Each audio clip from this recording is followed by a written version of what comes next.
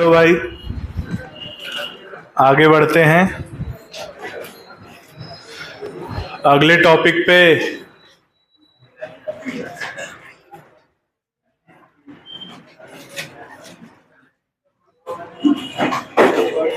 Topic का नाम है न्यूरल कंट्रोल एंड कोऑर्डिनेशन, तंत्रिकीय नियंत्रण और समन्वय। क्या है? तंत्रिकीय नियंत्रण और समन्वय। हमने पहले थोड़ा सा पढ़ा था जब कंट्रोल एंड कोऑर्डिनेशन की शुरुआत की थी। कुछ बच्चे नहीं थे क्लास में, तो ज्यादा टेंशन वाली बात नहीं है। 3 ही वाक्य जानने हैं। कितने वाक्य? 3 वाक्य जान लेंगे हम, फिर आ जाएंगे अपने रास्ते पर। 3 वाक्य शुरू करने से पहले मैं आपको बता दूं कि ये जो टॉपिक है एग्जाम पॉइंट ऑफ व्यू से तो महत्वपूर्ण है ही, जो इसमें कॉन्सेप्ट छुपे हुए हैं वो ज्यादा महत्वपूर्ण है। क्योंकि इसमें थोड़ा सा ना दिमाग लगाना पड़ता है और घुटने से काम चलता नहीं है। तो इसमें जो आपका ये है ऊपरी माला, इसका उपयोग करना पड़ेगा। अब हम आते हैं टॉपिक पे कि तंत्रिकीय नियंत्रण और समन्वय क्या होता है। हमारे शरीर में जितनी भी क्रियाएं होती हैं वो सभी क्रियाएं, उनका मतलब उन सभी क्रियाओं का एक नियंत्रक होता है, एक हेडक्वार्टर होता है। जैसे आपका मोबाइल है, आपके मोबाइल में एक सीपीयू लगा होता है, छोटा सा सीपीयू, मालूम है कि नहीं? उस सीपीयू में रैम होता है, प्रोसेसर होता है, मदरबोर्ड होता है। ये तीनों चारों चीजें मिलाकर सीपीयू बनता है। वही आपका मोबाइल चलाता है। कंप्यूटर में वो एक अलग सा डब्बा होता है, आपने देखा होगा कंप्यूटर में डब्बा, उस डब्बे को सीपीयू बोलते हैं। तो जो मैंने 3-4 चीजें बोली ये सब उसी डब्बे में होता है और वही कंप्यूटर को चलाता है। ऐसे ही हमारे शरीर में जो क्रियाएं होती हैं उनको चलाने वाला एक सिस्टम, एक तंत्र होता है जिसे हम बोलते हैं तंत्रिका तंत्र। और उस तंत्रिका तंत्र के माध्यम से जो क्रियाएं होती हैं उन क्रियाओं को हम बोलते हैं न्यूरल कंट्रोल एंड कोऑर्डिनेशन। अब ये इसके द्वारा नियंत्रित होने वाली क्रियाएं 2 तरह की हो सकती हैं और होती भी हैं। एक ऐच्छिक क्रिया, दूसरा अनैच्छिक क्रिया। जो हमारी इच्छा से हो वो ऐच्छिक, जिस पर हमारा नियंत्रण हो वो ऐच्छिक, जिस पर हमारा नियंत्रण ना हो वो अनैच्छिक। जैसे हम चाहें हमारा हाथ ऊपर उठ जाए तो क्या ऊपर उठेगा? हाथ। हम चाहें हमारा हाथ नीचे चला जाए। ऐसा नहीं होता कि हम सोचे कि हाथ ऊपर उठे और पैर ऊपर उठे। सोच रहे हैं हाथ ऊपर उठ रहा है और पैर ऊपर उठ रहा है, तो मतलब कुछ गड़बड़ है, मामला गड़बड़ है। तो नियंत्रण और समन्वय, हम तंत्रिकीय नियंत्रण और समन्वय की बात कर रहे हैं। जैसे अनैच्छिक क्रिया हुआ कि हृदय गति, कभी मन में बड़ा अवसाद उत्पन्न हुआ। अवसाद जानते हो ना, डिप्रेशन। कभी मन में अवसाद उत्पन्न हुआ, अपन ने सोचा अरे यार ये सब दुनिया जो है ना किसी काम की नहीं है, चलो हृदय गति बंद कर देते हैं। तो क्या आपके सोचने से हृदय गति बंद हो जाती है? ऐसा होता तो अब तो 2-3 बार तो बंद ही हो गई होती है ना। लेकिन ऊपर वाले को मालूम है ये सही नहीं है, इसलिए उन्होंने हृदय गति को क्या रखा? अनैच्छिक। ऐच्छिक रख देते तो फिर क्या ही बात थी। तो जैसे ऐसा मन में तो कभी आया ही होगा, नहीं आया? अरे मेरे मन में तो कई बार आया है, बस अब नहीं आता। तो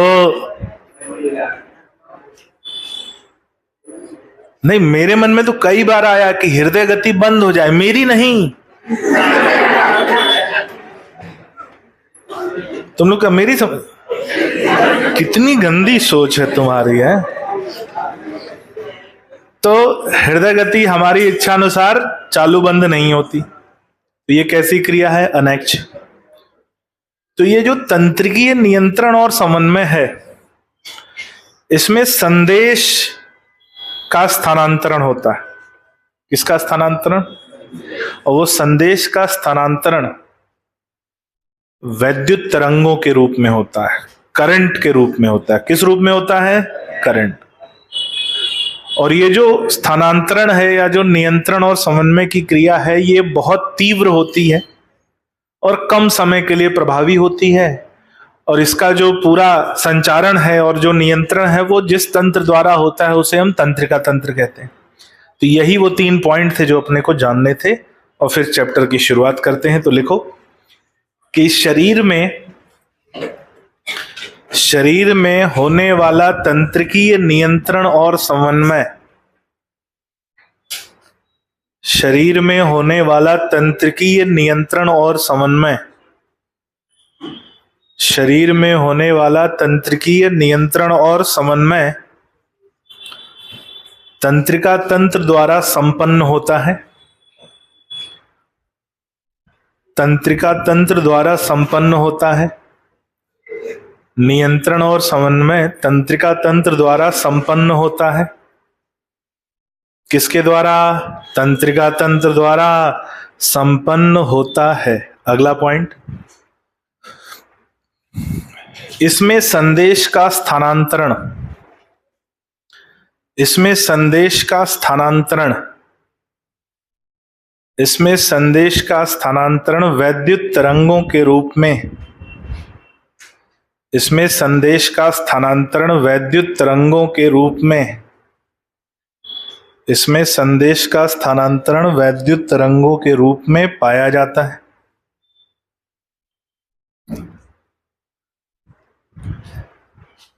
किस रूप में? वैद्युत तरंग, इलेक्ट्रिक करंट।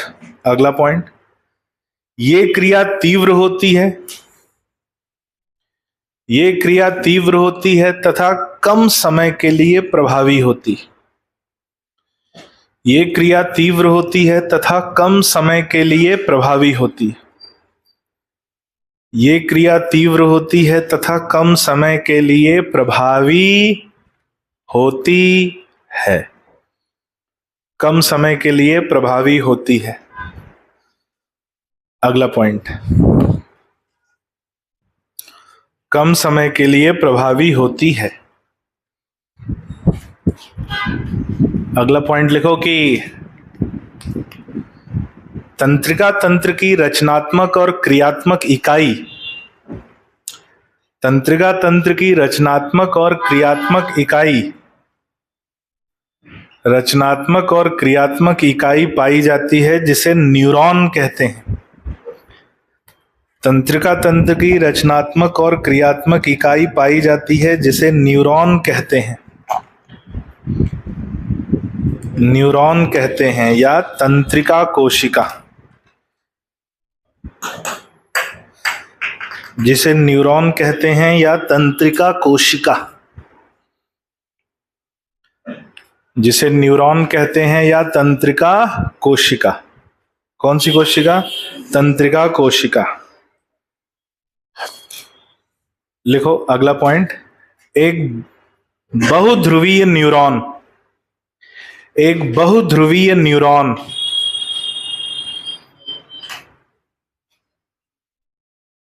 बहुध्रुवीय न्यूरॉन मतलब मल्टीपोलर न्यूरॉन।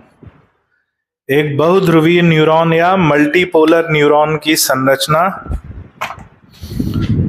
बहुध्रुवीय न्यूरॉन या मल्टीपोलर न्यूरॉन की संरचना निम्न प्रकार से पाई जाती है।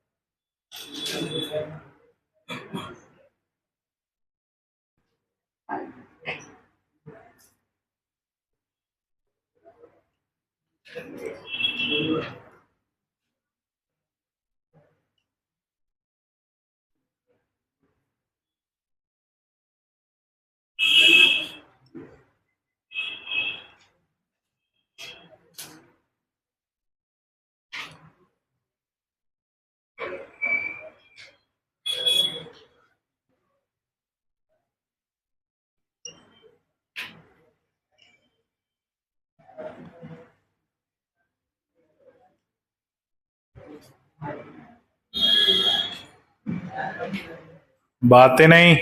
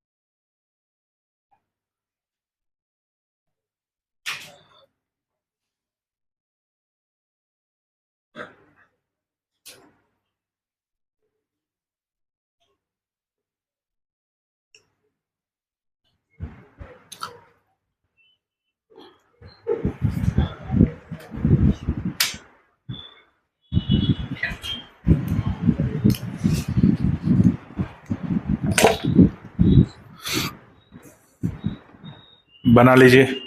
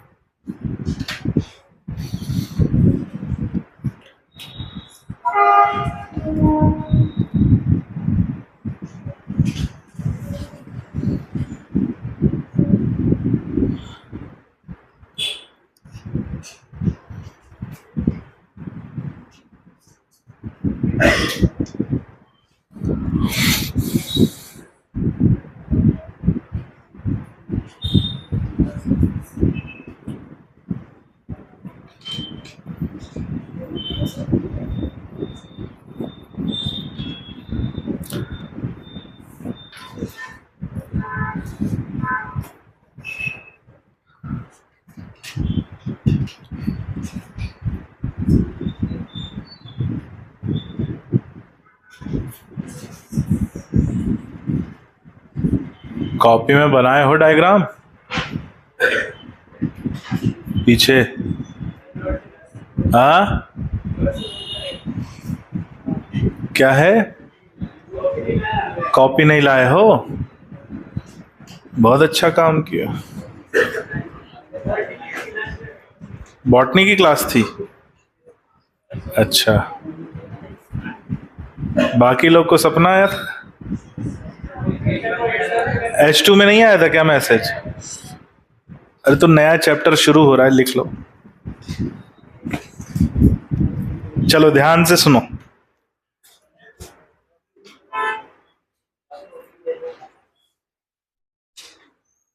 जब हम न्यूरॉन को देखेंगे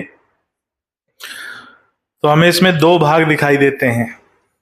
एक जो कोशिका भाग है जिसे हम कहते हैं साइटॉन। अब साइटॉन को देखेंगे तो इसमें यूकैरियोटिक जंतु कोशिका के जैसी संरचना पाई जाती है और यूकैरियोटिक जंतु कोशिका के सभी कोशिकांग इसमें उपस्थित होते हैं, सेंट्रियोल को छोड़कर। किसको छोड़कर? सेंट्रियोल यानी तारक, सेंट्रियोल को छोड़कर। अब सेंट्रियोल का काम होता है कोशिका विभाजन, तो सेंट्रियोल इसमें नहीं पाया जाता और इस कारण से इसमें कोशिका विभाजन नहीं होता। तुम लोग अभी बना रहे, बेटा 2 मिनट रुक जाओ फिर बना लेना, है ना? टाइम देंगे हम, समझ लो, क्योंकि समझ जाओगे तो ज्यादा बनाने में समझ में आएगा। तो कोशिका भाग हो गया साइटॉन। अब साइटॉन में कई ध्रुव पाए जाते हैं। ध्रुव मतलब पोल्स। इन ध्रुव को हम डेंड्राइट्स या डेंड्रॉन्स कहते हैं। अब कई ध्रुव हैं, 2 से ज्यादा है, इसीलिए हम इसे बहुध्रुवीय न्यूरॉन या मल्टीपोलर न्यूरॉन कह रहे हैं। क्योंकि ध्रुवों की संख्या देखो कितनी दिख रही है, 1 2 3 4 5 6। जहां 2 से ज्यादा होते हैं उन्हें कहा जाता है मल्टीपोलर न्यूरॉन, वो हम आगे लिखेंगे। इन्हीं ध्रुवों में से एक ध्रुव की लंबाई बढ़ जाती है और वो बन जाता है एक्सॉन। तो एक्सॉन कोई अलग संरचना नहीं है, एक ऐसा ध्रुव जिसकी लंबाई बढ़ गई और उसे हम क्या कह रहे हैं? एक्सॉन। अब जो ध्रुव पाए जाते हैं तो एक एक्सॉन है और बाकी जो है वो डेंड्रॉन या डेंड्राइट्स। साइटॉन में अंदर देखेंगे तो केंद्रक दिखाई देगा और कोशाद्रव्य होगा। साइटॉन का आवरण बनाएगी कोशिका झिल्ली। कौन बनाएगा? कोशिका झिल्ली। और कोशिका झिल्ली का वह भाग जो साइटॉन का आवरण बनाता है उसे बोलते हैं न्यूरोलेमा। और कोशिका झिल्ली का वह भाग जो एक्सॉन का आवरण बनाता है उसे बोलते हैं एक्सोलेमा। साइटॉन के अंदर जो साइटोप्लाज्म यानी कोशिका द्रव्य होगा उसे कहा जाएगा न्यूरोप्लाज्म, और एक्सॉन के अंदर जो कोशिका द्रव्य होगा उसे कहा जाएगा एक्सोप्लाज्म। आई बात समझ में? अंदर हमें कुछ कणिकाएं दिखाई देंगी, दानेदार संरचना दिखाई देगी। इन कणिकाओं को हम कहते हैं निजल्स ग्रेन्यूल। क्या बोलते हैं? निजल्स कणिकाएं या निजल्स ग्रेन्यूल, जो कि राइबोसोम्स होते हैं। क्या होते हैं? राइबोसोम्स। इनमें राइबोसोमल आरएनए भी उपस्थित होता है, प्रोटीन भी उपस्थित होता है, तो राइबोसोम्स होते हैं।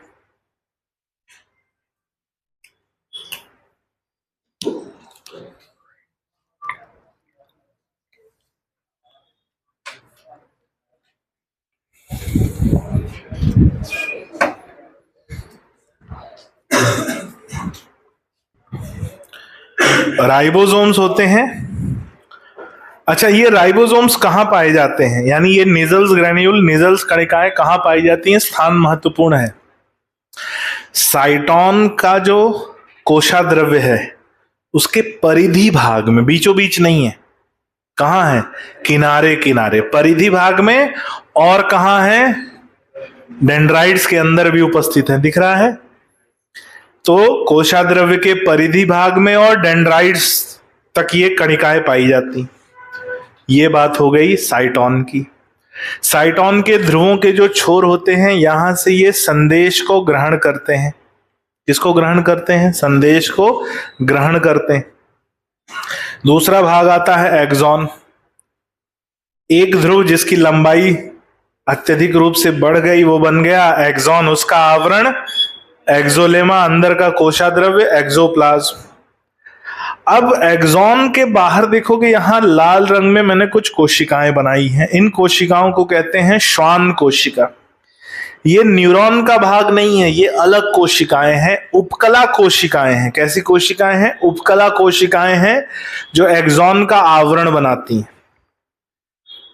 एक्सॉन बहुत लंबी संरचना होती है और इसी की वजह से कोशिका, जो न्यूरॉन कोशिका है, उसकी भी लंबाई बढ़ जाती है।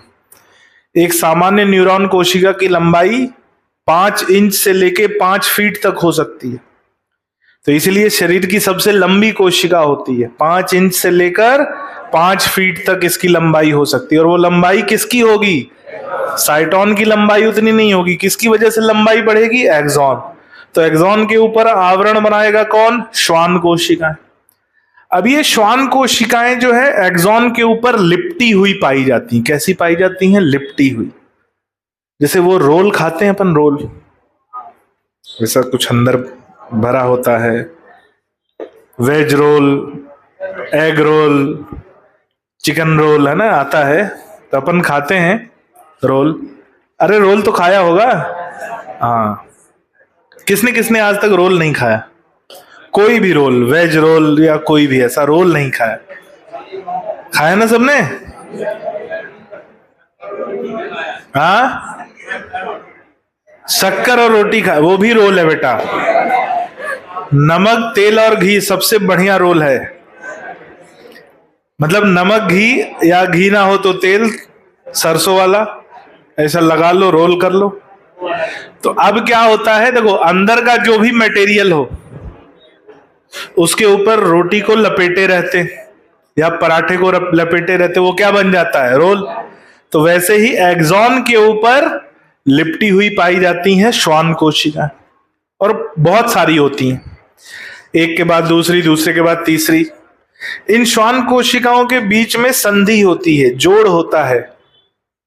एक ईंट, जैसे घर बनाते हैं तो एक ईंट और दूसरी ईंट के बीच में थोड़ा सा जगह होता है जहां सीमेंट भरते हैं, वैसे ही दोनों के बीच में संधि होती है। उस संधि, उस स्थान को बोलते हैं नोड ऑफ रेनवियर, या रेनवियर का जोड़। क्या बोलते हैं? नोड ऑफ रेनवियर या रेनवियर का जोड़। क्या है? वह स्थान जो दो श्वान कोशिकाओं के बीच में स्थित है। अब ये श्वान कोशिकाएं करती क्या हैं? ये कुछ पदार्थ बनाती हैं। उस पदार्थ को हम माइलिन बोलते हैं। क्या बोलते हैं? माइलिन। अब यहां पर बात आ जाती है कि अगर एक्सॉन है, एक्सॉन के ऊपर श्वान कोशिकाएं निरंतर रूप से उपस्थित है। कैसे उपस्थित है? निरंतर। निरंतर है तो एक परत जैसी होंगी। एक निरंतर परत के समान अगर क्या उपस्थित है? श्वान कोशिकाएं। और ये कोशिकाएं क्या स्त्रवित कर रही हैं? माइलिन का नाम सुना था? स्पिंजोमाइलिन। कहां पढ़ा था? लिपिड में, कॉन्जुगेट लिपिड में, फॉस्फोलिपिड, ग्लाइकोलिपिड, स्पिंजोमाइलिन सुना था? ये वहीं से बना है माइलिन। तो श्वान कोशिकाओं ने माइलिन स्त्रवित किया, तो अगर श्वान कोशिकाओं की निरंतर परत होगी तो माइलिन की भी निरंतर परत बन जाएगी, और उस निरंतर परत को हम क्या बोलेंगे? माइलिन परत। और ऐसे तंत्रिकाएं, यानी ऐसे न्यूरॉन जिसमें माइलिन परत निरंतर उपस्थित होती है, उन्हें कहते हैं माइलिनेटेड न्यूरॉन या माइलिनेटेड तंत्रिका। कुछ ऐसे भी आते हैं जिनमें माइलिन या श्वान कोशिकाओं की परत निरंतर नहीं होती, कुछ यहां है, कुछ वहां है, कुछ और आगे हैं, तो उन्हें कहते हैं नॉन माइलिनेटेड न्यूरॉन। उसमें माइलिन की परत निरंतर रूप से नहीं होगी, कहीं कहीं थोड़ा थोड़ा माइलिन पाया जाएगा।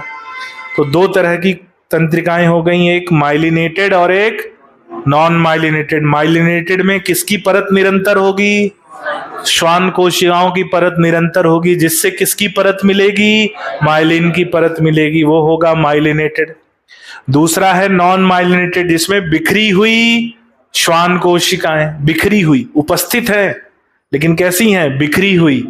और माइलिन की परत निरंतर नहीं है, कहीं कहीं थोड़ा थोड़ा माइलिन है, जहां जहां क्या उपस्थित है, श्वान कोशिका।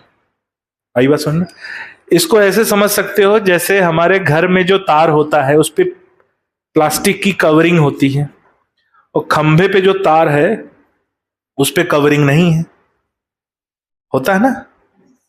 ऐसे घर में ये तार छू सकते हो आप, ऐसे देखो, छू दिया, करंट लगा क्या, लगा क्या? बाहर खंभे वाला छुओगे तो करंट लगेगा, नहीं लगेगा? आओ चेक करते हैं, लगेगा भाई, क्योंकि उस पे कोई भी इंसुलेटर परत। तो ये जो माइलिन परत होती है ये इंसुलेटर का काम करती, किसका काम करती है?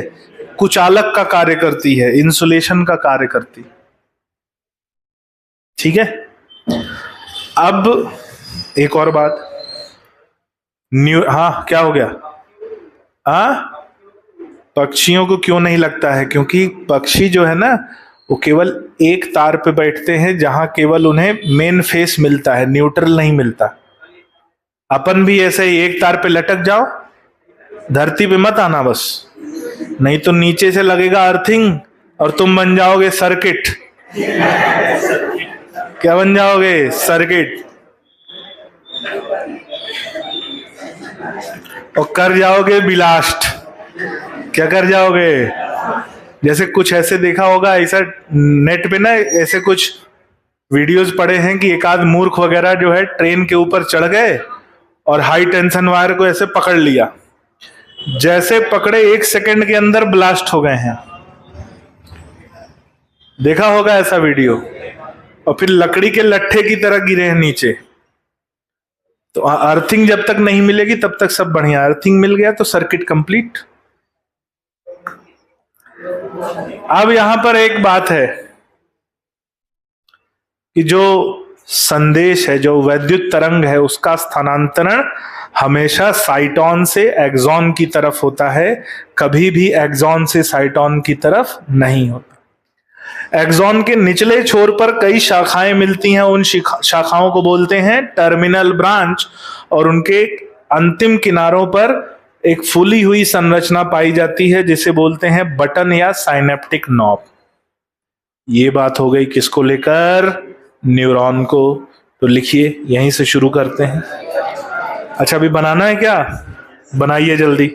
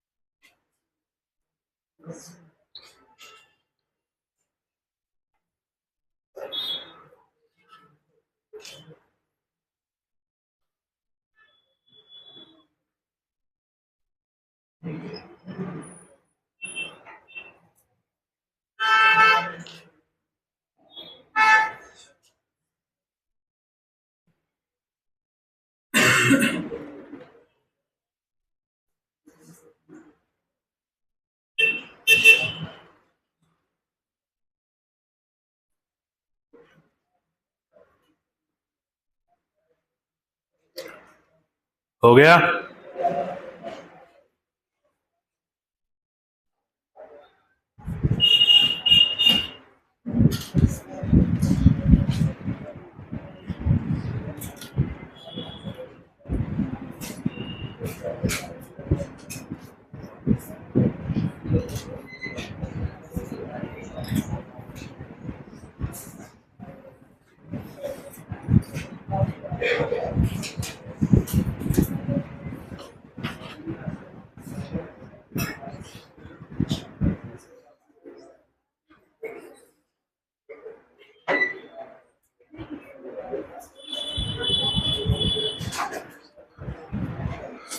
लिखिए, न्यूरॉन की संरचना, न्यूरॉन की संरचना में दो भाग पाए जाते हैं। न्यूरॉन की संरचना में दो भाग पाए जाते हैं, साइटॉन और एक्सॉन। न्यूरॉन की संरचना में दो भाग पाए जाते हैं, साइटॉन और एक्सॉन। साइटॉन और एक्सॉन। पहली हेडिंग डालो साइटॉन।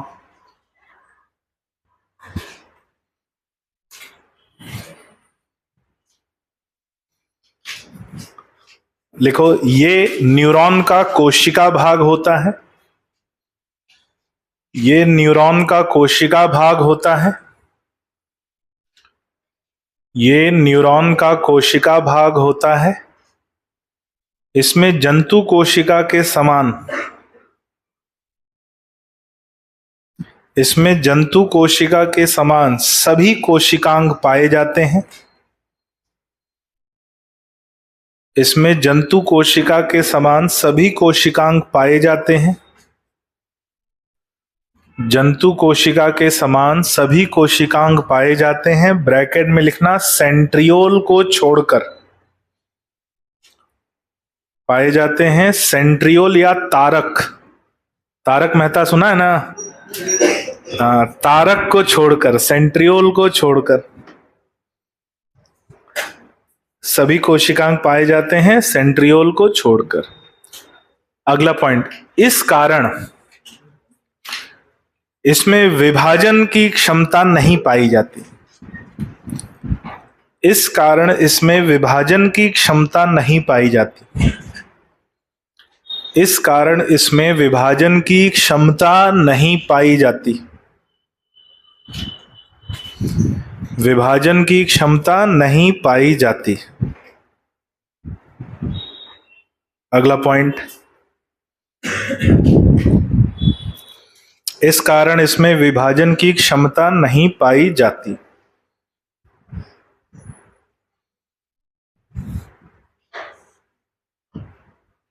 लिखो, साइटॉन में कई ध्रुव उपस्थित होते हैं। साइटॉन में कई ध्रुव उपस्थित होते हैं जिन्हें डेंड्राइट्स या डेंड्रॉन भी कहा जाता है। साइटॉन में कई ध्रुव उपस्थित होते हैं जिन्हें डेंड्राइट्स या डेंड्रॉन भी कहा जाता है।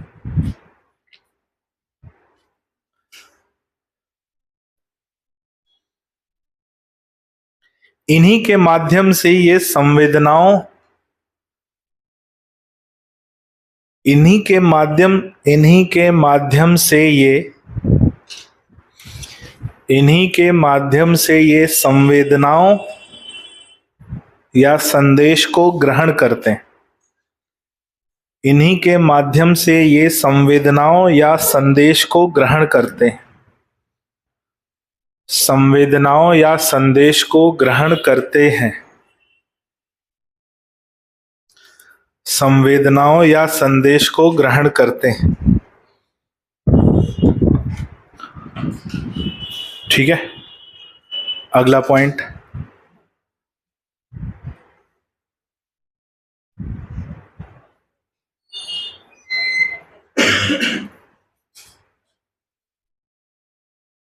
संवेदनाओं या संदेश को ग्रहण करते हैं। अगला लिखो, कोशिका झिल्ली का वह भाग,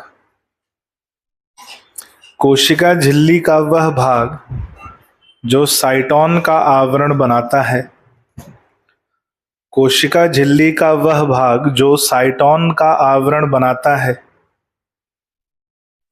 कोशिका झिल्ली का वह भाग जो साइटॉन का आवरण बनाता है उसे,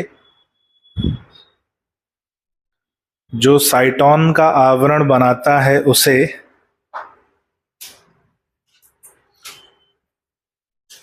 न्यूरोलेमा कहते हैं। उसे न्यूरोलेमा कहते हैं। न्यूरोलेमा कहते हैं। तथा इसमें उपस्थित कोशाद्रव्य को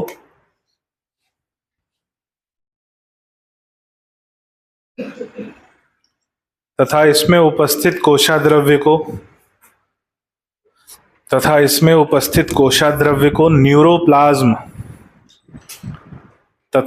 उपस्थित कोशाद्रव्य को न्यूरोप्लाज्म कहा जाता है।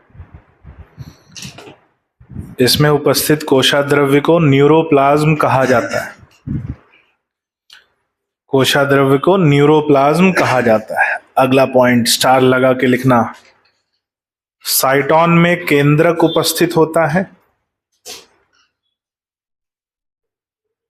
साइटोन में केंद्रक उपस्थित होता है एवं कोशाद्रव्य के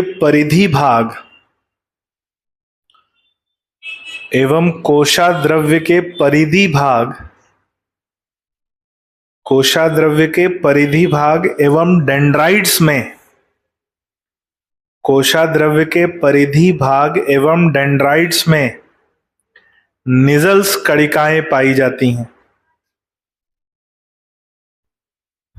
डेंड्राइट्स में निजल्स कणिकाएं पाई जाती हैं।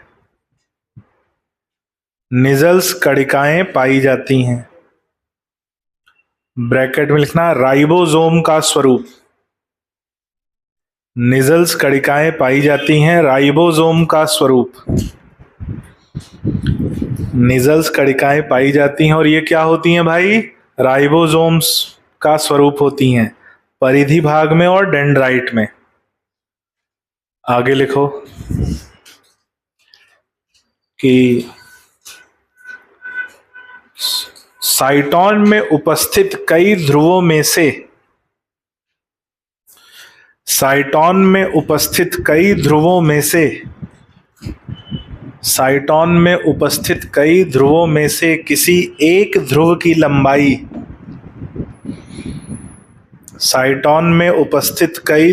से किसी एक ध्रुव की लंबाई बढ़ जाती है।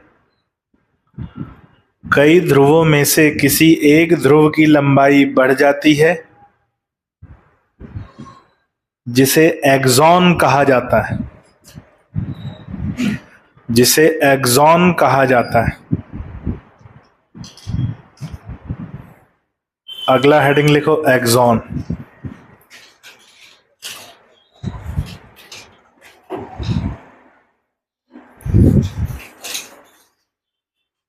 ये पतली और लंबी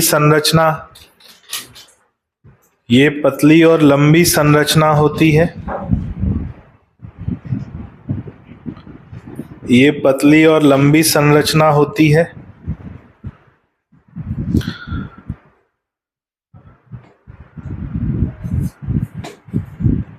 इसके आवरण को एक्सोलेमा कहते हैं। अगला पॉइंट, एक्सॉन में उपस्थित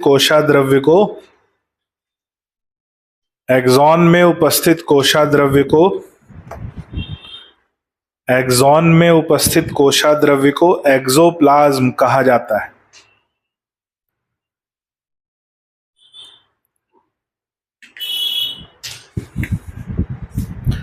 एक्सॉन में उपस्थित कोशाद्रव्य को एक्सोप्लाज्म कहा जाता है।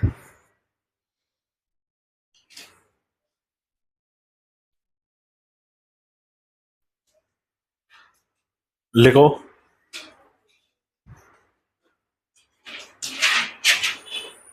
एक्सॉन के कारण न्यूरॉन की लंबाई बढ़ जाती है। एक्सॉन के कारण न्यूरॉन की लंबाई बढ़ जाती है और ये शरीर की सबसे लंबी कोशिका। एक्सॉन के कारण न्यूरॉन की लंबाई बढ़ जाती है और ये शरीर की सबसे लंबी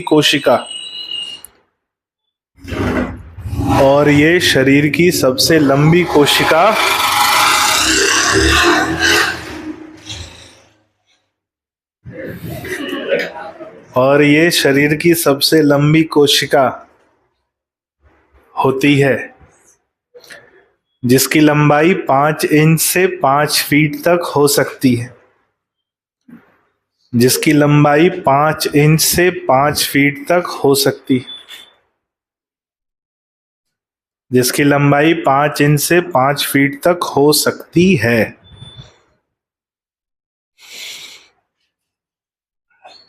अगला पॉइंट,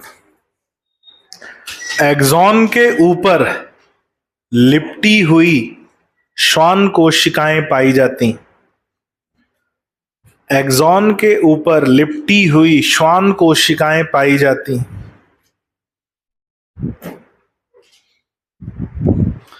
श्वान कोशिकाएं पाई जाती।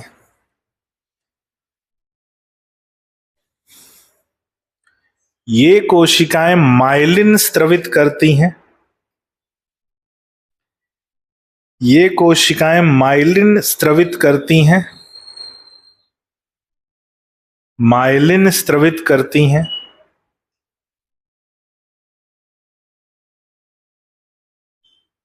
अगला पॉइंट, श्वान कोशिकाओं के बीच उपस्थित संधि को, श्वान कोशिकाओं के बीच उपस्थित संधि को नोड ऑफ रेनवियर, उपस्थित संधि को नोड ऑफ रेनवियर कहा जाता है। श्वान कोशिकाओं के बीच उपस्थित संधि को नोड ऑफ रेनवियर कहा जाता है। उपस्थित संधि को नोड ऑफ रेनवियर कहा जाता है। ठीक है। अगला पॉइंट,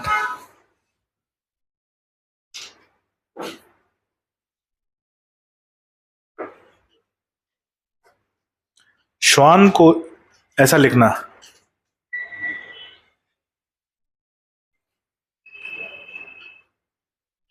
माइलिन का स्त्राव, माइलिन का स्त्राव परत का निर्माण करता है। माइलिन का स्त्राव परत का निर्माण करता है। माइलिन का स्त्राव परत का निर्माण करता है तथा इस परत के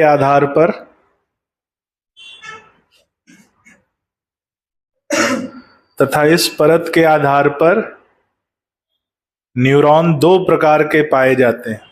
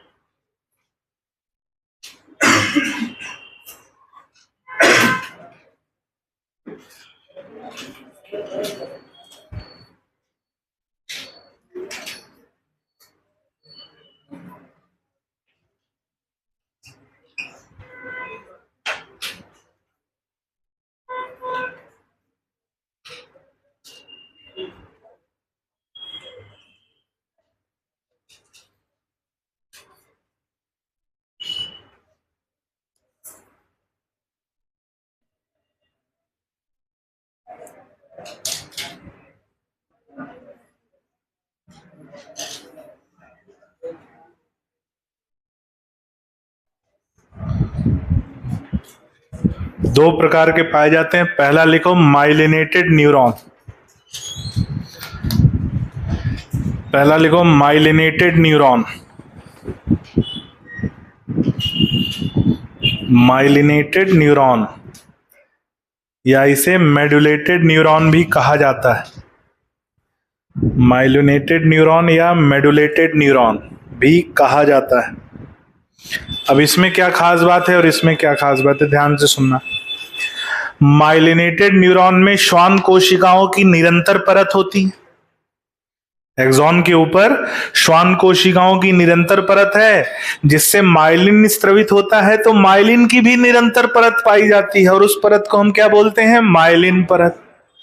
नॉन माइलिनेटेड न्यूरॉन में श्वान कोशिकाएं निरंतर नहीं होती, बिखरी होती हैं, कहीं थोड़ी सी, फिर आगे थोड़ा सा, फिर आगे थोड़ा सा, यानी इनकी निरंतर परत नहीं है, जिससे माइलिन तो बनता है लेकिन माइलिन की भी निरंतर परत नहीं बन पाती और उन्हें कहा जाता है नॉन माइलिनेटेड न्यूरॉन। याद रखना, श्वान कोशिकाएं दोनों में उपस्थित हैं, लेकिन माइलिन की परत केवल इसमें उपस्थित है। यहां माइलिन स्त्रवित होता है लेकिन परत के रूप में नहीं होता, जबकि श्वान कोशिकाएं दोनों में पाई जाती हैं। याद रहेगा? तो पहला लिखो माइलिनेटेड में कि इन कोशिकाओं के एक्सॉन भाग के ऊपर, इन कोशिकाओं के एक्सॉन भाग के ऊपर, इन कोशिकाओं के एक्सॉन भाग के ऊपर श्वान कोशिकाओं की निरंतर परत पाई जाती है। श्वान कोशिकाओं की निरंतर परत पाई जाती है। श्वान कोशिकाओं की निरंतर परत पाई जाती है। श्वान कोशिकाओं की निरंतर परत पाई जाती है। किसकी निरंतर परत? श्वान कोशिकाओं की। श्वान कोशिकाओं की निरंतर परत पाई जाती है।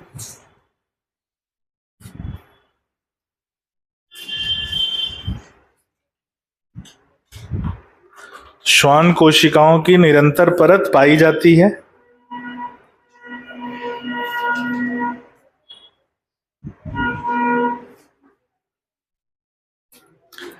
जिससे माइलिन स्त्रवित होकर, जिससे माइलिन स्त्रवित होकर, माइलिन स्त्रवित होकर परत के रूप में पाया जाता है। परत के रूप में पाया जाता है। परत के रूप में पाया जाता है। दूसरा लिखो इसके बारे में, नॉन माइलिनेटेड न्यूरॉन।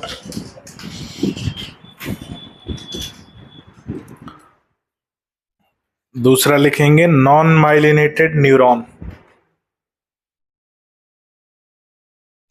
इसमें श्वान कोशिकाओं की निरंतर परत नहीं होती। इसमें श्वान कोशिकाओं की निरंतर परत नहीं होती। इसमें श्वान कोशिकाओं की निरंतर परत नहीं होती। इसमें श्वान कोशिकाओं की निरंतर परत नहीं होती।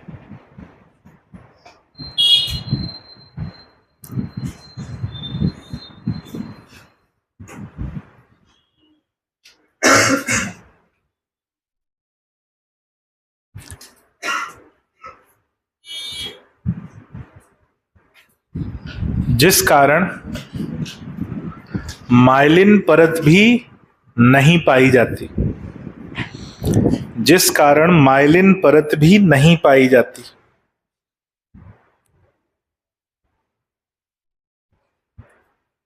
तथा इसमें श्वान कोशिकाएं बिखरी हुई, तथा इसमें श्वान कोशिकाएं बिखरी हुई उपस्थित होती हैं। इसमें श्वान कोशिकाएं बिखरी हुई उपस्थित होती। अगला पॉइंट, वापस आ जाओ कि एक्सॉन का अंतिम छोर शाखित होता है। एक्सॉन का अंतिम छोर शाखित होता है।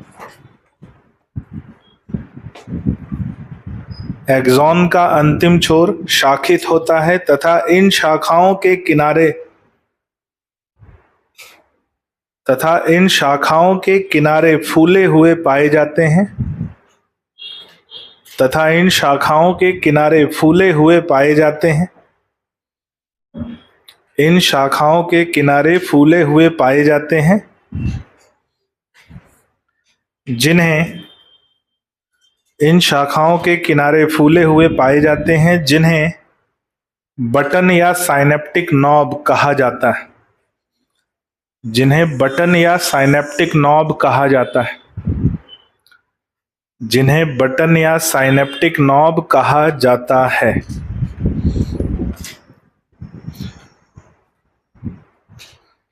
ठीक है, अगला पॉइंट लिखो, न्यूरॉन में ध्रुवों की उपस्थिति के आधार पर, न्यूरॉन में ध्रुवों की उपस्थिति के आधार पर, न्यूरॉन में ध्रुवों की उपस्थिति के आधार पर न्यूरॉन निम्न प्रकार के होते हैं।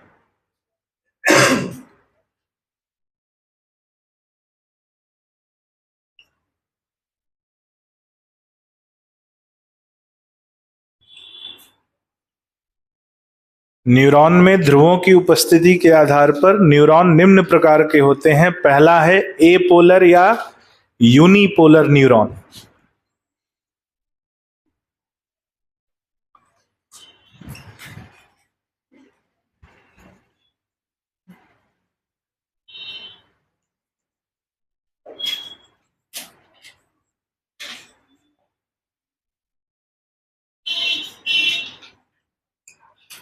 एपोलर या यूनिपोलर न्यूरॉन, यहां मैंने डायग्राम से बनाया, डायग्राम एनसीईआरटी में नहीं है, लेकिन डायग्राम से समझने की कोशिश करेंगे। जो एपोलर या एक ध्रुवी न्यूरॉन बोलते हैं, इसमें एक एक्सॉन पाया जाता है और कोई भी डेंड्रॉन नहीं होता, उसे बोलते हैं एक ध्रुवी न्यूरॉन या अध्रुवी न्यूरॉन। और यह पाया जाता है भ्रूण में, भ्रूण अवस्था में पाया जाता है। तो लिखो, इस न्यूरॉन में एक एक्सॉन तथा इस न्यूरॉन में एक एक्सॉन तथा इस न्यूरॉन में एक एक्सॉन तथा एक भी डेंड्रॉन नहीं पाया जाता। इस न्यूरॉन में एक एक्सॉन तथा एक भी डेंड्रॉन नहीं पाया जाता। एक एक्सॉन तथा एक भी डेंड्रॉन नहीं पाया जाता। उदाहरण, ये भ्रूण में उपस्थित होता है, ये भ्रूण में उपस्थित होता है।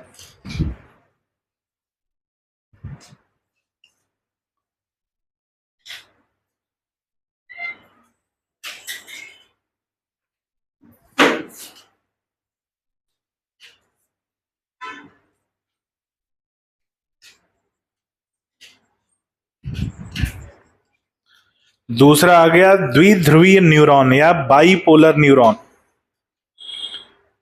द्विध्रुवीय न्यूरॉन या बाइपोलर न्यूरॉन। द्विध्रुवीय न्यूरॉन या बाइपोलर न्यूरॉन, क्या खास बात है इसकी? इसमें एक एक्सॉन और एक डेंड्रॉन पाए जाते हैं। लिख लो, इसमें एक एक्सॉन और एक डेंड्रॉन उपस्थित होते हैं। इसमें एक एक्सॉन और एक डेंड्रॉन उपस्थित होते हैं। और ये कहां पाया जाता है? आंखों की रेटिना परत में उपस्थित होता है। लिख लो, ये आंखों की रेटिना परत में, उदाहरण, आंखों की रेटिना परत में उपस्थित होते हैं। आंखों की रेटिना परत में उपस्थित होते हैं। तीसरा लिखेंगे मल्टीपोलर न्यूरॉन।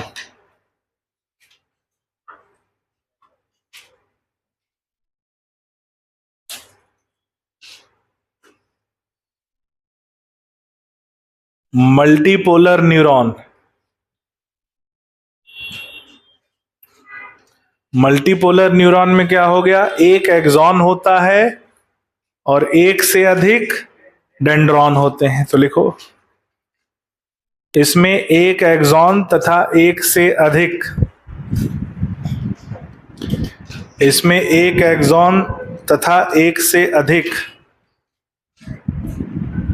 एक एक्सॉन तथा एक से अधिक डेंड्रॉन उपस्थित पाए जाते हैं। उपस्थित पाए जाते हैं।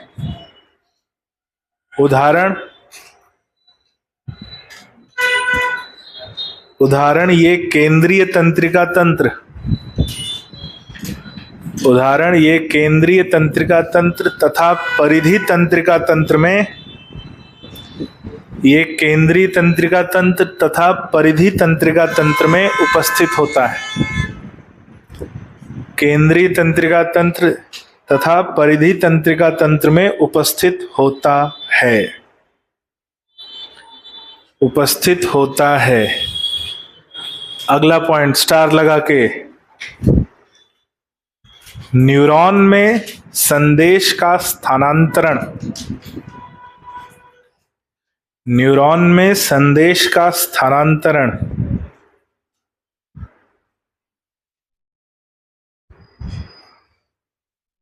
न्यूरॉन में संदेश का स्थानांतरण हमेशा साइटॉन से एक्सॉन की तरफ पाया जाता है, हमेशा साइटॉन से एक्सॉन की तरफ पाया जाता है, हमेशा साइटॉन से एक्सॉन की तरफ पाया जाता है, साइटॉन से एक्सॉन की तरफ पाया जाता है। कहाँ पाया जाता है? साइटॉन से एक्सॉन की तरफ पाया जाता है। बस आज के लिए इतना काफी है।